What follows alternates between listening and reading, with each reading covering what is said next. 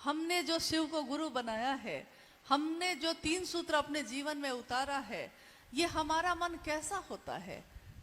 ऐसा होता है जैसा साहब श्री ने आओ चले शिव की ओर में लिखा भी है और शिव चर्चाओं में उन्होंने कहा भी ये कि महादेव की करुणा,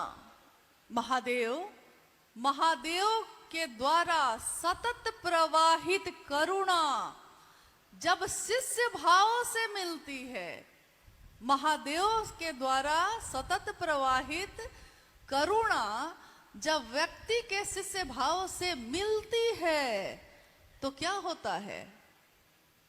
तो वो उसके मन में चिन्मयी उद्वेलन पैदा करती है। हम जो ये कहते हैं ना कि पहले सूत्र में हम बार बार ये क्यों कहते हैं, हे शिव आप मेरे गुरु हैं, मैं आपका शिष्य हूं, मुझ शिष्य पर दया करिए, हम ये क्यों कहते हैं? मुझ शिष्य पर दया करिए ये क्यों कहते हैं? क्योंकि गुरु का भाव तो है ही, लेकिन जैसे ही हमारे दिल में, हमारे मन में ये भाव शिष्य का प्रकट होता है, विचार प्रकट होता है, प्रेम प्रकट होता है, तो ये क्या होता है? ये शिष्य भाव गुरु भाव से मिलता है। और गुरु भाव जो सतत प्रवाहित है, जो लगातार है ही, उसको लाना नहीं पड़ता, वो है ही, लेकिन शिष्य भाव को लाना पड़ता है। तो हम जैसे ही शिष्य भाव लाते हैं, ये हमारे मन में चिन्मयी उद्वेलन पैदा करता है। इसका अर्थ है चिन्मयी मतलब शुभ्र, ज्ञान की रोशनी, एक ऐसी रोशनी जो ज्ञान से रोशन है, जिसमें सब कुछ प्रकाशित है, सब कुछ चित्त में दैदीप्यमान प्रकाशित है, वो ज्ञान की रोशनी। उद्वेलन मतलब आपने देखा होगा कि जैसे कुआं अगर है, पानी से भरा हुआ है, या तालाब है, तालाब होगा इधर, तालाब में आप जब जाइए तो अगर वो तालाब का पानी शांत है और आप उसके किनारे बैठ के उसको देख रहे हैं, शांत है, पानी में कोई हलचल नहीं, पानी की अपनी एक तरंग है, चल रही है, लेकिन आपने बगल से एक पत्थर उठाया है और उस पत्थर को उस शांत पानी में फेंका है, क्या होता है? जैसे ही वो पत्थर पानी में फेंका जाता है, उसमें एक ऐसे देखिएगा कि गोलाई में एक तरंग पैदा होती है। उद्वेलन का अर्थ यही हुआ कि हमारे मन में जो जगत के लिए तरंग है, लेकिन शिव के लिए नहीं है, महादेव के लिए नहीं है, तो जैसे ही हम अपना शिष्य भाव देते हैं, वो गुरु जो मेरे मन को ऑपरेट करते हैं, अब वो गुरु उस मन में ये उद्वेलन पैदा करते हैं, यानी वो तरंगे पैदा होती हैं। आप कहिएगा कि ये तरंग जो पैदा होती है ये क्या करती है? साहब कहते हैं कि ये जो तरंग पैदा होती है वो व्यक्ति के मन में पैदा होती है, शिव के लिए पैदा होती है, और जैसे जैसे ये तरंग गहरी होती है, बढ़ती चली जाती है, तो व्यक्ति की चिंतन धारा, यानी उसका चिंतन धारा मतलब हम चिंतन करते हैं ना, हम अपने घर के लिए करते हैं, परिवार के लिए करते हैं, समाज के लिए करते हैं, हम कोई ना कोई चिंतन करते हैं, सबका भला हो, सबका अच्छा हो, कुछ ना कुछ करते हैं, लेकिन इस चिंतन करने में हमारा स्वार्थ होता है, यानी शुरू तो हो मेरे से हो, मिले दया मुझको मिले, सामान मिले मुझको मिले, समृद्धि मिले मुझको मिले, यानी स्वार्थ से भरा हुआ ये सोच जो मेरी है, ये जो चिंतन है, ये क्या है? ये स्वार्थ से भरा हुआ है। लेकिन जब शिष्य भाव गुरु भाव से मिलता है और तब जो उद्वेलन पैदा होता है, वो व्यक्ति के मन को स्वार्थ जनित तटबंधों को तोड़कर, स्वार्थ जनित तटबंध मतलब जैसे अलग अलग बांध बना के हमने पानी इकट्ठा कर रखा है ना, कि सिर्फ पानी मेरे लिए है, ये सारे तटबंध को आपका ही चिंतन, आपका ही मन इन सारे तटबंधों को तोड़ देता है, जो घेरा हुआ है, जो स्वार्थ में डूबा हुआ है। और ये तटबंधों को तोड़कर वो क्या करता है, तो सर्वमय होता है, सबका चिंतन करता है, सबका भला चाहता है, सबके लिए अच्छा करता है। और मन का भैरव, इसकी अगली पंक्ति है कि मन का भैरव दैविक, दैहिक, भौतिक, ये तीनों तरह के जितने भी कष्ट हैं, सारे कष्टों को अपने त्रिशूल से विदीर्ण करता है मन का भैरव। यानी अब हमारा वही मन जो बहुत कमजोर था, छोटी छोटी बातों पे जो रोता था, कोने में बैठ के हम रोते थे, पति ने कुछ कह दिया तो आंखों में आंसू हैं, पड़ोसी ने झगड़ा कर लिया तो बैठ के रो रहे हैं, घर में किसी ने कुछ कह दिया तो रो रहे हैं, परेशान हैं, तनाव में हैं, पागल हुए जा रहे हैं छोटी छोटी बातों पे। और आज बड़ी बड़ी बातें होती हैं, आप अपनी ही कानों से सुनते हैं कि किसी ने आपके लिए क्या क्या ना कह दिया, जबकि आपने नहीं किया है कुछ ऐसा। वो सारी बातें सुनते हैं आप, लेकिन आपके मन पे इन बातों का कोई प्रभाव नहीं। क्यों नहीं है? क्योंकि ये मन जो इतना कमजोर था, उसने शिव की संगति ली है, और शिव की संगति लेने के बाद ये मन अब कैसा है, तो मन का भैरव। भैरव मतलब जिसकी आवाज सुन के भी भय पैदा हो।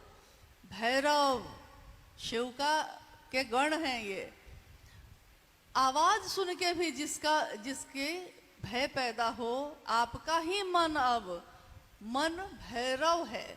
और वो क्या करता है, जब मन मजबूत होता है तो क्या होता है, दैविक, यानी कोई ऐसा कर्मफल जो हम कहते हैं ना पिछले जन्म से चला आ रहा है।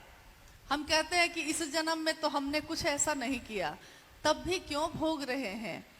तो हम में से कोई कहता है कि लगता है पिछले जन्म में कुछ किया होगा, यानी दैविक, जो ऊपर से ही आरोपित है आप पे, आपको भोगना ही पड़ेगा। दैविक और दैहिक, यानी इस देह का, इस शरीर का कुछ ना कुछ, बीमार हैं, बीमारी हो गई, कुछ ना कुछ हो गई, ठोकर लग गई, चोट लग गई, कुछ ना कुछ हो गया। दैहिक, भौतिक, आर्थिक तंगी हो गई है, नौकरी छूट गई है, जमीन बिक गई है, हाथ में एक रुपया नहीं है, यानी भौतिक। रहने को घर नहीं है, चलने को गाड़ी नहीं है, हर तरह से कष्ट ही कष्ट है आर्थिक रूप से, यानी भौतिक रूप से। लेकिन शिव का शिष्य होकर मन ऐसा भैरव होता है कि वो इन तीनों को, दैविक, दैहिक और भौतिक, तीनों तरह के कष्टों को एक साथ दग्ध करता है, एक साथ विदीर्ण करता है, सीधे उसको फाड़ देता है, खत्म करता है मामला। मन पे उसका असर होना बंद। बीमार है तब भी ठीक, बीमारी ठीक हो जाएगी, नहीं होगी तो क्या करेंगे, अब महादेव यही चाहते हैं। पैसा नहीं है, चलिए कोई बात नहीं है, अब निकल गए हैं, दूर नहीं जाएंगे तो कोई बात नहीं, बगल वाले से बात कर लेंगे, कोई फर्क नहीं पड़ रहा। पॉकेट में पैसा नहीं है, लेकिन अंदाज तो ऐसा है कि जैसे लगता है कि फकीरी में अमीरी की अदा लेकर आए हैं। फकीरी है लेकिन अदा कैसी है, लगता है कि जैसे कहाँ के अमीर आए हैं, इतना ताव है। कोई महादेव के लिए कुछ कह दे, उसके घर दोबारा नहीं जाएंगे।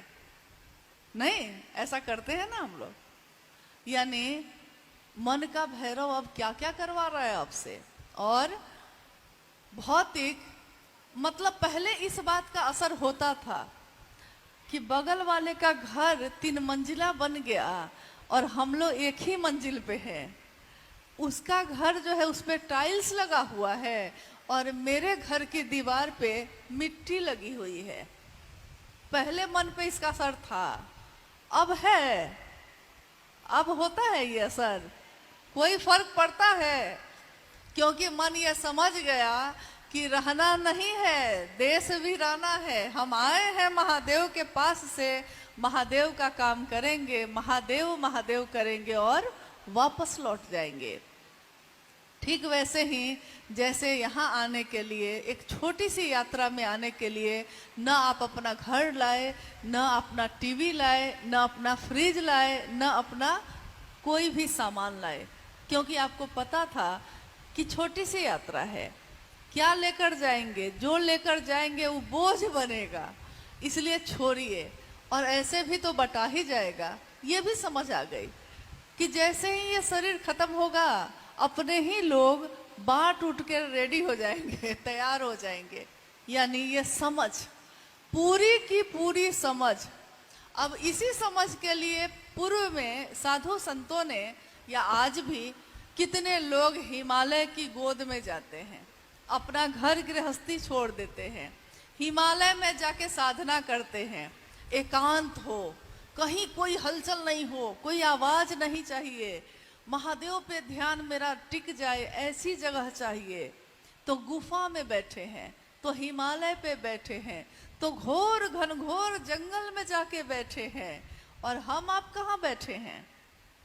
हम आप कहीं नहीं गए। हमने कोई हिमालय घूमने के लिए गए हैं, रहने नहीं गए। नहीं, जंगल घूमने के लिए गए हैं, जंगल में समाधि लगाने नहीं गए। न हमने घर छोड़ा, न हमने गृहस्थी छोड़ी, न हमने अपने दैनिक कामों को छोड़ा, किसी भी चीज को छोड़ा नहीं। बस इतना भर किया है कि हर चीज में महादेव को लेकर आ गए हैं। महादेव पल पल में है, महादेव मेरे घर के मालिक, महादेव मेरे घर के मुखिया। अब बोलते हैं हम, जब कोई पूछता है कि महादेव को गुरु बनाए हुए कितना साल हो गया, तो हम बताते हैं घर में कौन कौन है। तो अब हम कहते हैं कि 5 लोग हैं। तो सामने वाला कहता है कि आपके घर में तो दिखता है आप और आपकी पत्नी और 2 बच्चे दिखते हैं, और आप कह रहे हैं कि 5 लोग हैं। तो हम कहते हैं उसको, हाँ 5 लोग हैं, क्योंकि मेरा महादेव, मैं, मेरी पत्नी और मेरे 2 बच्चे, ये 5 लोगों का परिवार है। लेकिन एक समय ऐसा भी था जब हमारा मन ये नहीं समझता था। उस समय हमारा मन यही समझता था परिवार मतलब यही होता है, ये 4 लोग बस। आज अगर कहते हैं कि आपके परिवार में कितने लोग हैं, तो हम कहते हैं कि गिनती नहीं हो सकती भाई साहब। ये धरती हमारा जो है, धरती हमारा फर्श है, यानी धरती है, फर्श है, और आकाश जो है वही हमारी छत है। क्योंकि अब इस परिवार में इतने लोग हैं कि इसका घर कंक्रीट का नहीं बन सकता। छोटे से छोटे या बड़े से घर में भी अब शिव के शिष्य नहीं समा सकते। क्यों हुआ ये? क्योंकि कभी कुछ लोगों ने साहब की इस बात को सुना भी और समझा भी, और उनकी बातों को सुनकर समझकर वो निकल गए। गली गली, गांव गांव जाकर उन्होंने अपने गुरु के नाम का झंडा बुलंद किया। उस समय के गुरु भाई और गुरु बहन जो गांव गांव में जाते थे, शायद आपको पता हो या ना हो, लेकिन माँ नीलमानंद बताती थी कि लोग जो जाते हैं, मैंने उनसे पूछा कि वो जो गुरु भाई आए थे वो हमेशा एक झोली लेकर क्यों आते हैं, एक थैला क्यों रहता है? एक गुरु भाई जो हमेशा आते थे, तो जब आते थे तो एक थैली लेके आते थे, हमेशा उस थैली को पकड़े रहते थे। तो मां नीलमानंद जी ने कहा कि उस थैली में जानती हो क्या है? एक शिष्यानुभूति है, 3 सूत्र का कार्ड है, और साहब ने जो लिखा है ना कि शिव आज भी गुरु हैं, मैंने परीक्षा की है, आपकी परीक्षा प्रार्थनीय है, उसका स्टिकर है। और ये लोग जहाँ जाते हैं, जिसके नाम की घोषणा करते हैं, उसको शिष्यानुभूति देते हैं पढ़ने के लिए, और कहते हैं कि इसको पढ़िएगा। सामने वाला कहता है कि पैसा लगेगा क्या? तो गुरु भाई कहते हैं कि नहीं, इसका मूल्य है आपका शिव शिष्य होना, यही मूल्य चुका दीजिएगा।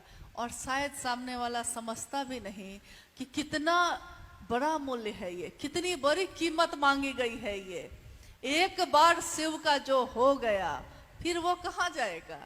एक बार जो शिखर पे चला गया वो अब चलेगा तो नीचे ही चलेगा ना, क्योंकि उससे ऊपर तो अब कुछ भी नहीं है। महादेव जो गुरु हैं, महादेव जो जगत के गुरु हैं, आज मेरे आपके गुरु हुए हैं। उस समय तो झोली लेकर लोग घूमे और शिष्यानुभूति और 3 सूत्र का कार्ड बांटा लोगों को। ये कौन लोग थे? क्या उनके पास बहुत पैसे थे कि इतना इतना शिष्यानुभूति छपवा लिया? उस समय तो संस्था भी नहीं बनी थी, ट्रस्ट भी नहीं बना था। अब है 2007 में 3 संस्था और न्यास बने जो महादेव के काम को बढ़ाने के निमित्त साहब के द्वारा बनाए गए, और आज भी वो इस काम को कर रहा है और तेज गति से हो रहा है ये। लेकिन जब का ये मामला है, उस समय तो ये भी नहीं था। तो आपने कभी सोचा है कि शिष्यानुभूति दी तो गई मुफ्त में, लेकिन छपने में पैसे तो लगे होंगे। एक बार साहब ने कहा कि यार अगर मैंने ये सोचा होता कि पैसे ही कमाने हैं मुझको, तो शिष्यानुभूति की कीमत 10 रुपए रख देता और आज मैं अरबपति होता, क्योंकि इतनी कॉपी इसकी बटी है कि जिसकी कीमत 10 रुपए भी अगर होती तो आज मैं अरबपति होता और आलीशान जगह पे रहता। लेकिन ये मेरी चाहत नहीं, मेरी इच्छा नहीं है। इच्छा होती तो शायद महादेव ऐसा करते, लेकिन महादेव ने ऐसी इच्छा पैदा ही नहीं होने दी। उन्होंने कहा कि बताइए ये छपने में पैसे लगे होंगे कि नहीं? आपने कभी सोचा है कि 1990 के दशक में ये शिष्यानुभूति छापी गई, उस समय किन लोगों के पैसे से ये छापी जाती थी? उन्हीं लोगों के जिन्होंने साहब और दीदी से ये वादा किया कि साहब आपने जो कहा है हम करेंगे, चाहे लाख आफत आए। अब शिव को अपना मान लिया है तो मान लिया है, अब वापस नहीं होंगे। ये रास्ता एक ऐसा रास्ता है जिसपे आगे बढ़ने का रास्ता है, ये वापसी का कोई रास्ता नहीं। एक बार प्रेम के रास्ते चले गए उसका कोई तल नहीं है, वो अतल गहराई है उसकी, समाहित ही होता रहता है हमारा मन, वो वापस नहीं आएगा। तो साहब ने कहा कि बताओ उस समय ऐसे आए। मानीलम आनंद जी ने कहा कि साहब के पैसे से ही जो तनख्वाह मिलती है थोड़ा थोड़ा भी बचाने की कोशिश करते हैं, और कुछ जो गुरु भाई गुरुवान हैं अपने पास से जो वो कमाते हैं उसी में से थोड़ा थोड़ा पैसा एक जगह जमा होता है, और उसी पैसे से ये शिष्यानुभूति छपती है और महादेव का काम आगे बढ़ता है। सोचिए, पैसे तो लगे थे उसमें, लेकिन सामने पैसा नहीं रखा गया, सामने रखा गया आपका शिवसी से हो जाना। इसकी कीमत है, और इस कीमत को लोगों ने चुकाया शिवसी से बनकर उस रास्ते पे चल के। तभी आज शिवशिष्यता इतनी ज्यादा है, करोड़ों की संख्या जिसमें है और गिनती जिसकी नहीं हो सकती, वैसा कारवां आज बन गया है। महादेव की असीम दया से हम सभी उस रास्ते पे चल रहे हैं। आज झारखंड के जंगलों में जहां आप जाते हैं, क्या हमारे कंधे पे है वो झोली? आप में से कितने लोगों के पास शिष्यानुभूति है? कभी आपने पढ़ा? अपने साहब की अनुभूति को कभी पढ़ा है, दूसरों को सुनाया है? क्या आपने साहब के इस दर्द को बांटा लोगों में? क्यों बांटा है तो बहुत अच्छा, और अगर नहीं बांटा है तो अनुरोध है कि इसको जरूर। नहीं पढ़ने आता है तो कोई बात नहीं, मेरे आंखों के सामने की यह घटना है। कितने लोग ऐसे आए जिन्होंने साहब और दीदी से यह कहा कि हमको पढ़ने नहीं आता दीदी, हम क्या पढ़ेंगे, हम तो अनपढ़ हैं। माँ नीलम आनंद जी ने कहा कि अक्षर नहीं आता है तो कोई बात नहीं, साहब की अनुभूति है ना, इसको अपने तकिया के नीचे रख के सो जाना। साहब ने कहा शिव को गुरु मान लिया है ना तुमने, चादर ओढ़ कर सो जाना। लेकिन वो महादेव तुमको सोने नहीं देगा, वो महादेव तुमको चैन से अब रहने नहीं देगा, क्योंकि तुम्हारे अंदर वो जग गया है।